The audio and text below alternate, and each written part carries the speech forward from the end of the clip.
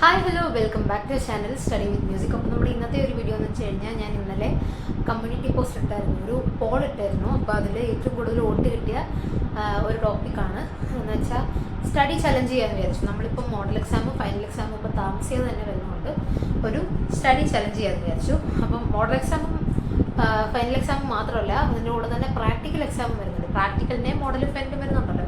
അപ്പം അതിലൂടെ വേണ്ടിയിട്ട് നമ്മൾ പ്രിപ്പയർ ചെയ്യണം. അപ്പം ഇതിൻ്റെ ഈ വീഡിയോയുടെ കൂടെ തന്നെ ഞാൻ എക്സാമിനറിൻ്റെ എക്സാമിനർ ഞാൻ എങ്ങനെ യൂട്ടിലൈസ് ചെയ്യുന്നു എന്നുള്ളതിനെ പറ്റിയിട്ടാണ് വീഡിയോ ചെയ്യാനാണ് രണ്ടാമത്തെ ഇത് വന്നേക്കുന്നത്, സെക്കൻഡ് ലാർജസ്റ്റ് വോട്ട് വന്നേക്കുന്നത്. അപ്പം അതുകൂടി ഈ വീഡിയോ തന്നെ പറയാമെന്ന് വിചാരിച്ചു. അപ്പം ആദ്യത്തെ ടോപ്പിക്ക് പറയുകയാണെങ്കിൽ, നമ്മളിപ്പം സ്റ്റഡി ചലഞ്ച് എന്ന് പറയുമ്പോൾ നമുക്കിപ്പോൾ വളരെ കുറച്ച് സമയമുള്ളൂ. നിങ്ങൾക്കറിയാമല്ലോ, ഇപ്പോൾ ഇനി ഒരു 30-35 ദിവസം കാണും. അതിൽ കൂടുതൽ ദിവസങ്ങളൊന്നും നമുക്കിനി ഇല്ല. ഇനി മോഡൽ എക്സാം, പ്രാക്ടിക്കലിൻ്റെ മോഡൽ എക്സാം, അതുപോലെ ഫൈനൽ എക്സാം, അങ്ങനെ അങ്ങ് പോകും. അപ്പം നമ്മളിപ്പോൾ ജനുവരി സെക്കൻഡ് വീക്ക് ചെന്ന് കഴിയുമ്പോൾ നമ്മൾ സ്കൂളിൽ ഇതിൻ്റെ പ്രാക്ടിക്കലിൻ്റെ മോഡൽ എക്സാം വരും. പിന്നെ അത് കഴിഞ്ഞ് കഴിയുമ്പം പിന്നെ പ്രാക്ടിക്കൽ എക്സാം ഒറിജിനൽ ജനുവരി സെക്കൻഡ് ലാസ്റ്റ് വീക്കൊക്കെ ആകുമ്പോഴത്തേക്ക് വരും. പിന്നെ നമുക്കത് കഴിയുമ്പം മോഡൽ എക്സാം വരും. മോഡൽ എക്സാം ഫെബ്രുവരി ഒരു സെക്കൻഡ് വീക്ക് ആകുമ്പോൾ, പിന്നെ മാർച്ച് ഫസ്റ്റ് വീക്ക് ആകുമ്പോൾ ഫൈനൽ എക്സാം വരും. അപ്പോൾ ഇതിൻ്റെയൊക്കെ ഇടയ്ക്ക് ഗ്യാപ്പുകളും ഉണ്ട്. ആ ഒരു സമയങ്ങൾ നമ്മൾ പഠിക്കാൻ യൂട്ടിലൈസ് ചെയ്യണം. ഈ സ്കൂളിൽ നമുക്ക് പ്രാക്ടിക്കലിൻ്റെ മോഡൽ എക്സാമും ഒറിജിനൽ എക്സാമും നടത്തുന്ന സമയത്ത് ഒരുപാട് പ്രാക്ടിക്കൽ എന്ന് പറഞ്ഞിട്ട് കോൺസെൻട്രേറ്റ് ചെയ്യാതെ അതിനോട് തിയറി പഠിക്കാനുള്ള സമയം കൊടുത്തു കഴിഞ്ഞാൽ നിങ്ങൾക്ക് കുറച്ചുകൂടെ സമയം കിട്ടും. ഇപ്പം ഈ ഒരു ക്രിസ്മസ് വെക്കേഷൻ്റെ സമയത്ത് എല്ലാവരും ഒന്നും പഠിച്ച് കാണത്തില്ല എന്തായാലും. അപ്പം കുറച്ച് പേര് എഫക്റ്റീവായിട്ട് യൂട്ടിലൈസ് ചെയ്തവർ കാണും, ചിലർ തീരെ പഠിക്കാതെ കളഞ്ഞവർ കാണും. അപ്പം എല്ലാവർക്കും ഈക്വലായിട്ട് യൂസ്ഫുൾ ആവുന്ന രീതിയിലുള്ള ഒരു സ്റ്റഡി ചലഞ്ചാണ് നമ്മൾ ചെയ്യാൻ. ഞാൻ വിചാരിക്കുന്നത് വെച്ചാൽ ഇപ്പം ഞാൻ ഈ വീഡിയോ ഇടുന്നത് December 29th അല്ലേ. അപ്പം December 30th തന്നെ തുടങ്ങാം. നമ്മൾ പിന്നെ അങ്ങോട്ട് പോകുന്നതോറും ദിവസങ്ങളുടെ എണ്ണം കുറഞ്ഞു വരും. ഉള്ള പോർഷൻസ് ഇങ്ങനെ 50+ ചാപ്റ്റേഴ്സ് ഉണ്ട്. നമുക്ക് 35 ഡേയ്സ് ഒക്കെ ഉള്ളൂ മാക്സിമം. കാരണം ഈ 35 ഡേയ്സിൻ്റെ കണക്ക് പറയാമെന്ന് വെച്ച് കഴിഞ്ഞാൽ, ഞാൻ പറഞ്ഞല്ലോ, ഇപ്പോൾ ഈ 2 മാസം എന്ന് പറയുമ്പോൾ പേരിന് മാത്രമേ 2 മാസം ഉള്ളൂ. ജനുവരി 1st to ഫെബ്രുവരി ലാസ്റ്റ് എന്ന് പറയുമ്പോൾ അതിൽ പകുതി മോഡൽ എക്സാമാണ്. മോഡൽ എക്സാം, പിന്നെ തിയറിയുടെ മോഡൽ എക്സാം, പ്രാക്ടിക്കലിൻ്റെ മോഡൽ ആൻഡ് ഫൈനൽ എക്സാം. അപ്പോൾ അങ്ങനെ പറയുമ്പോൾ തന്നെ പകുതി ദിവസം പോകും. അത് പോരാഞ്ഞിട്ട് നമ്മൾ വീക്കെൻഡ്സിലെ നമ്മൾ മടി പിടിച്ചിരിക്കുന്ന സമയം, നമ്മൾ ആവശ്യമില്ലാതെ സ്പെൻഡ് ചെയ്ത് കളയുന്ന സമയം, അങ്ങനെയൊക്കെ ഒരുപാട് സമയങ്ങൾ പോയി കഴിയുമ്പോൾ എന്നിട്ടും അതിൻ്റെ ഒരു മാക്സിമമാണ് ഞാൻ പറയുന്നത് 35 ഡേയ്സ് എന്ന് പറയുന്നത്. അപ്പം അതിൽ കൂടുതൽ ദിവസം നിങ്ങൾ സ്പെൻഡ് ചെയ്യാതിരിക്കുക ആവശ്യമില്ലാതെ, ഇല്ലെങ്കിൽ നിങ്ങൾക്ക് ചാപ്റ്റർ തീരത്തില്ല.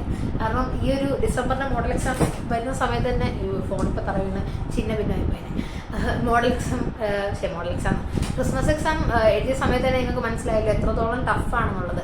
ഞാനിപ്പോൾ കഴിഞ്ഞ വീഡിയോയിൽ തന്നെ പറഞ്ഞല്ലോ, നമുക്കിപ്പം ഞങ്ങളുടെ ടീച്ചർ പറഞ്ഞതെന്ന് വെച്ചാൽ ഫൈനൽ എക്സാമിൻ്റെ 5 ക്വസ്റ്റ്യൻ പേപ്പറിൽ ഒരെണ്ണം എടുത്തിട്ടാണ് നമ്മളിപ്പോൾ ക്രിസ്മസ് എക്സാമിന് ഇടുന്നത്. അപ്പം അതേ ഒരു ഡിഫിക്കൽട്ടി ലെവലുള്ള ക്വസ്റ്റ്യൻസ് ആയിരിക്കുമല്ലോ ബാക്കി.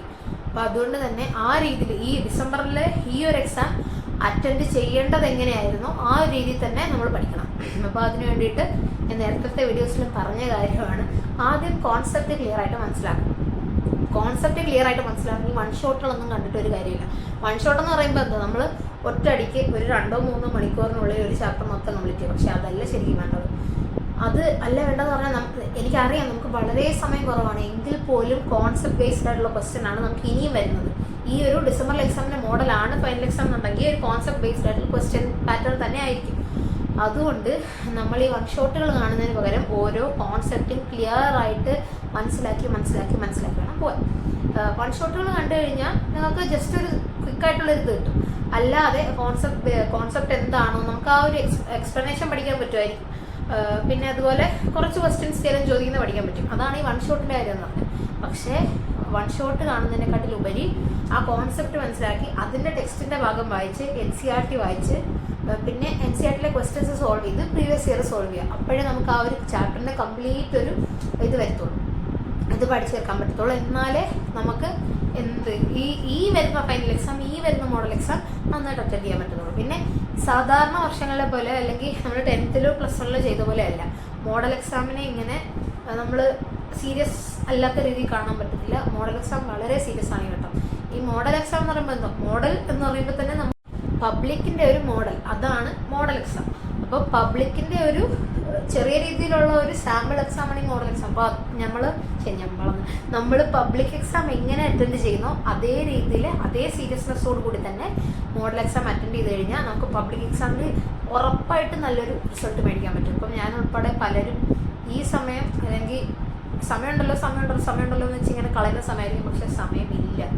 നമ്മളിപ്പോൾ എനിക്ക് ഫീൽ ചെയ്യുന്നതെന്ന് വെച്ച് കഴിഞ്ഞാൽ നമ്മളിപ്പോൾ ഈ ടഫാ എന്ന് പറയും തോറും ടെൻഷൻ കൂടുക, പഠിക്കാനുള്ള മൂടുക. അല്ലാതെ എനിക്ക് പഠിക്കാൻ ചൂടല്ല വരുന്നത്.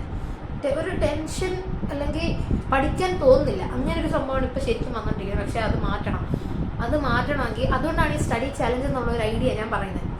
ഞാനിപ്പോൾ നേരത്തെ വീഡിയോയിൽ പറഞ്ഞ പോലെ തന്നെ നമ്മളിപ്പം ഒരു കൂട്ടം ആൾക്കാരുടെ കൂടെ അല്ലെങ്കിൽ നമ്മുടെ ഫ്രണ്ട്സിൻ്റെ കൂടെ പഠിക്കുന്ന സമയത്ത് നമുക്കൊരു കോമ്പറ്റീഷൻ മൈൻഡ് വരും. പുള്ളിയെ കാട്ടി നമ്മുടെ ഫ്രണ്ടിനെ കാട്ടി കൂടുതൽ മാർക്ക് മേടിക്കണം എന്നുള്ളത്. അപ്പം അങ്ങനെ ഒരു കോൺസെപ്റ്റാണ് ഞാൻ. അപ്പോൾ യൂട്യൂബ് എന്ന് പറയുമ്പോൾ തന്നെ അത്യാവശ്യം ഇഷ്ടംപോലെ ആൾക്കാരുള്ള ഒരു പ്ലാറ്റ്ഫോമാണ്. പിന്നെ എൻ്റെ ചാനലിലാണെങ്കിൽ അറൗണ്ട് ഒരു 4.7K സബ്സ്ക്രൈബേഴ്സായി. Thank you so much. അപ്പം ഇത്രയും പേരെന്ന് പറയുമ്പോൾ തന്നെ നമുക്കിപ്പം 4000 കോമ്പറ്റീറ്റേഴ്സാണ്. ഇതിനകത്തിൽ എല്ലാവരും ഒന്നും ഈ ചലഞ്ചിൽ ഉൾപ്പെടത്തില്ലെങ്കിൽ പോലും എല്ലാവരോടും വിചാരിച്ചാൽ ഇപ്പം 1000 പേര് വീഡിയോ ആണെന്നുണ്ടെങ്കിൽ ഒരു 50 പേര് വിചാരിച്ചാലും ഒരു കോമ്പറ്റീഷനാണ്. അപ്പം നമ്മളിപ്പോൾ കമൻറ്റ് ബോക്സിലിടും ഇതെല്ലാം കഴിയുമ്പോൾ നമുക്ക് ഓരോ എക്സാം കഴിയുമ്പോൾ ഞാൻ റിവ്യൂ ഇടുന്ന സമയത്തും എനിക്ക് പാടായിരുന്നു, എനിക്ക് ഈസി ആയിരുന്നു എന്ന് പറഞ്ഞിട്ട് ഓരോരുത്തരും വന്ന് കമൻറ്റ് ബോക്സിൽ ഇടുന്നത് ഞാൻ റിവ്യൂ ഒക്കെ കാണാറുണ്ട്. അതിന് ഞാൻ റിപ്ലൈ കൊടുക്കുന്നുണ്ട്. അപ്പം അതുകൂട്ട് നമ്മൾ വന്ന് നമ്മുടെ ഇത് ഷെയർ ചെയ്യുമ്പോൾ നമ്മൾ ഇന്ന് പഠിച്ചു, ഞാൻ ഇന്ന് പഠിക്കാൻ വന്നത്, ഇതൊക്കെ വന്ന് ഷെയർ ചെയ്യുന്ന സമയത്ത് അടുത്ത ഒരാൾക്ക് അതൊരു ഇൻസ്പിറേഷനാണ്. ആൾ പഠിച്ചു തുടങ്ങി, നമ്മൾ പഠിച്ചില്ല, അപ്പോൾ നമ്മളും പഠിക്കണം. അങ്ങനെയുള്ളൊരു തോട്ട് വരാൻ വേണ്ടിയിട്ടാണ് ആക്ച്വലി സ്റ്റഡി ചലഞ്ച് എന്ന് പറയുന്നത്. അപ്പോൾ അതിലൂടെ എനിക്കും ഒരു തോട്ട് വരണം, നിങ്ങളെല്ലാവരും പഠിച്ചു, ഞാൻ ഒന്നും പഠിച്ചില്ല, മനസ്സിലായി. അപ്പോൾ അതുകൂടെ ആകുമ്പോൾ ഇത്ര കുറച്ചുകൂടെ നിങ്ങൾക്ക് സീരിയസ്നെസ് വരുമെന്നുള്ളൊരു രീതിയാണ്. പിന്നെ സ്റ്റഡി ചലഞ്ച് എന്ന് പറയുമ്പോൾ ഇത്രയും പേര് ഒരുമിച്ച് ഒരേ പോർഷൻ പഠിക്കുമ്പോൾ നമുക്കൂടെ അതിനകത്ത് ജോയിൻ ചെയ്യാൻ പറ്റുമല്ലോ എന്നുള്ളൊരു ഇത്, ആ ഒരു ഫ്ലോയിൽ നമ്മൾ പഠിച്ചു പോലും എന്നുള്ളൊരു കാര്യമാണ് ഈ സ്റ്റഡി ചലഞ്ച് എന്നുള്ളത് കൊണ്ട് ഉദ്ദേശിക്കുന്നത്. പിന്നെ ഇതിൻ്റെ ഒരു പ്രോസസ്സ് ഞാൻ പറയുകയാണെങ്കിൽ ഞാൻ ഡെയിലി അല്ലെങ്കിൽ തലേന്ന് അപ്ലോഡ് ചെയ്യാൻ ഞാൻ അടുത്ത ദിവസം എങ്ങനെയാണ് പഠിക്കുന്നതെന്നൊക്കെ ഷോർട്സ് വഴിയോ അല്ലെങ്കിൽ ലോങ് വീഡിയോ വഴിയോ ഇത് രണ്ടും പറ്റില്ലെങ്കിൽ ഞാൻ കമ്മ്യൂണിറ്റി പോസ്റ്റ് വഴിയെങ്കിലും ഷെയർ ചെയ്യാം അടുത്ത ദിവസം എന്താണ് പഠിക്കുന്നത്. അപ്പോൾ നമുക്ക് ഈ ഒരു 30 അല്ലെങ്കിൽ 35 ഡേയ്സ് നല്ലതായിട്ട് യൂട്ടിലൈസ് ചെയ്യണം. അതാണ് എൻ്റെ മെയിൻ ഒരു ലക്ഷ്യം എന്ന് പറയുന്നത്, എനിക്കും നിങ്ങൾക്കും. പിന്നെ ഇനി എക്സാമിനറിൻ്റെ എഡ്യൂപോർട്ടിൻ്റെ കാര്യത്തിലേക്ക് വരാം. ബാക്കി ഞാൻ കാര്യം ഇപ്പോൾ പറയാം. ഈ സ്റ്റഡി ചലഞ്ച് ബേസ് ചെയ്തുള്ളത് എക്സാമിനറിൻ്റെ എഡ്യൂപോർട്ടിൻ്റെ കാര്യത്തിലേക്ക് വരാം. എക്സാമിനറിൻ്റെ ആപ്പിനെ പറ്റി കാണിക്കുമെന്നൊക്കെ ചോദിച്ചിട്ടുണ്ടായിരുന്നു. അപ്പോൾ എക്സാമിനറിൻ്റെ ആപ്പ് നമ്മൾ തുറക്കുന്ന സമയത്ത് കാണാൻ പറ്റുമോ? ഇങ്ങനെയാണ് വരുന്നത്. ഇപ്പം തലതിരിച്ചായിരിക്കുമല്ലേ കാണുന്നത്. അപ്പോൾ നമുക്ക് ഓരോ സബ്ജക്റ്റിൻ്റെയൊക്കെ ഉണ്ട്, ഞാൻ ഇവിടെ സൈഡിൽ കൊടുത്തേക്കാം.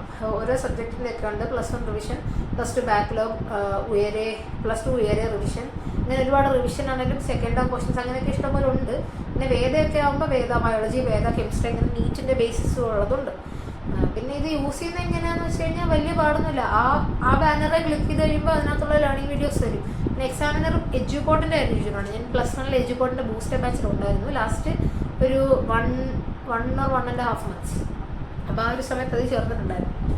അപ്പം ആ ഒരു സമയത്തെ കാര്യം പറയുകയാണെങ്കിൽ എഡ്യൂപോർട്ടും എക്സാമിനറും തമ്മിലുള്ള വ്യത്യാസം മെൻറ്റർ സപ്പോർട്ടാണ്. ആവശ്യം നല്ല എഡ്യൂപോർട്ട് നല്ല മെൻറ്റർ സപ്പോർട്ടുണ്ട്. നല്ലൊരു എനിക്ക് കിട്ടിയ ടീച്ചർ എന്ന് പറഞ്ഞാൽ നമുക്ക് ഒരു ഗ്രൂപ്പിനോ ഒരു കുട്ടിക്കോ അങ്ങനെ എന്തോ എനിക്ക് എങ്ങനെയാണെന്ന് അറിയത്തില്ല, നമുക്കൊരു ടീച്ചറിനെ അസൈൻ ചെയ്ത് തരും. അപ്പോൾ ആ ടീച്ചർ എന്ന് പറഞ്ഞാൽ എഡ്യൂപോർട്ടിൽ എനിക്ക് കിട്ടിയ ടീച്ചർ ഹസ്ന എന്ന് പറയുന്ന ടീച്ചറാണ്.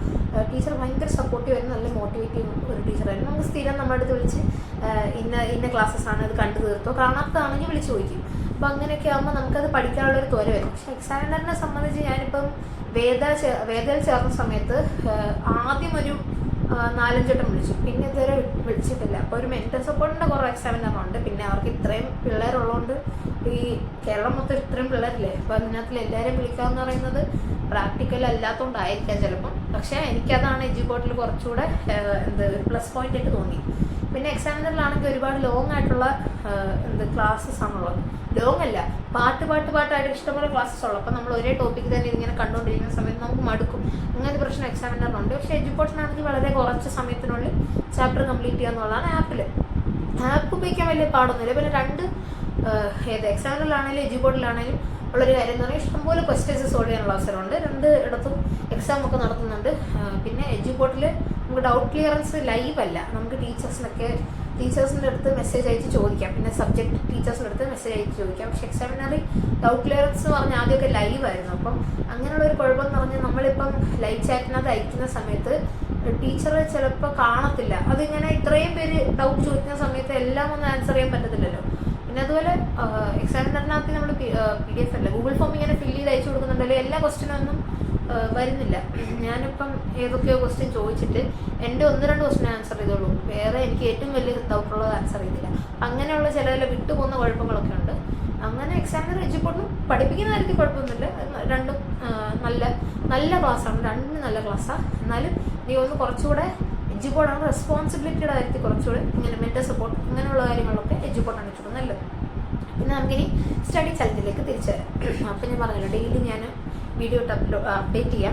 ഞാനിപ്പം ഒരുപാട് താമസിക്കേണ്ട, ഒരുപാട് ജനുവരി 1 വരെ ഫസ്റ്റ് തൊട്ടാക്കണ്ടെന്ന് വിചാരിച്ചതെന്ന് വെച്ചാൽ താമസിക്കുന്നതുകൊണ്ട് നമ്മളിപ്പം 30th തുടങ്ങുവാണെങ്കിൽ 2 ദിവസം പോകും. 30th തുടങ്ങിയില്ല, 1-ാം തീയതി തുടങ്ങിയെങ്കിൽ 2 ദിവസം പോകും, 30, 31 അങ്ങ് പോകുക. അപ്പം 2 ദിവസം എന്ന് പറഞ്ഞാൽ ഇനിയും നമുക്ക് ഭയങ്കര വാല്യുള്ള ടൈമാണ് ഈ ഒരു 48 മണിക്കൂർ എന്ന് പറയുന്നത്. നമുക്കിപ്പം 30-ാം തീയതി സ്കൂൾ തുറക്കും, അതൊരു കാര്യം. പക്ഷേ എന്നാലും നമുക്ക് ആ ഒരു സമയം രാത്രി വന്നിരുന്ന് യൂട്ടിലൈസ് ചെയ്യാമല്ലോ.